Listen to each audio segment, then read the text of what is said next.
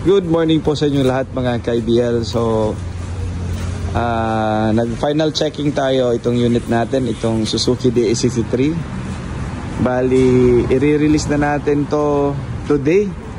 Pero nung nag-final test drive tayo, lumabas na mayroong problema yung transmission. So, kailangan natin palitan ng itong clutch cover niya, yung clutch pressure.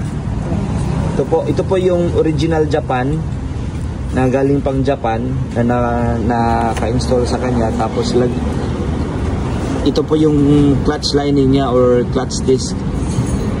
So ito papalitan natin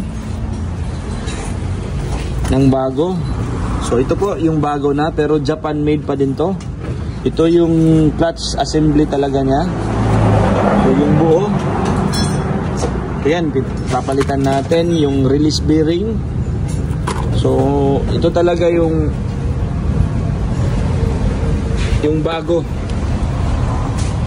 So, ayan. So, install natin to. So, dito sa amin talagang hindi lang priority natin yung makina, pati na rin po yung transmission natin. So, kasi itong mga yung mga clutch lining niya, hindi kaagad to lumalabas sa unit.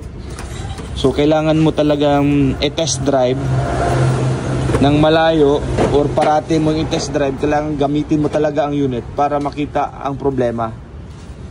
So, ayan po, pinapakita lang namin kung gaano, hindi lang yung makina talaga sa amin yung priority. Yun nga sabi ko po sa mga clients natin, sa mga nanonood ng mga video natin.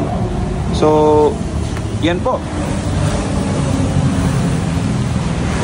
So, yan, palitan na natin. So, ito yung transmission natin. So, install natin to ulit para ma-release na natin.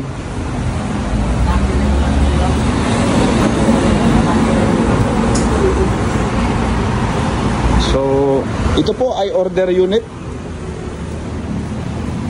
ni Sir Aris Nigparaon.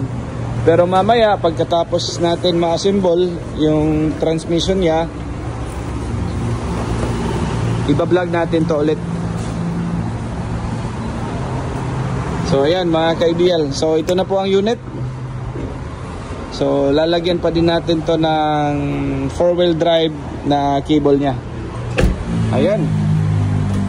So, ayan po mga ka-IBL, talagang dito sa amin pinapakita lang namin kung ang unit natin na talagang hindi po magsasakit ang ulo nyo.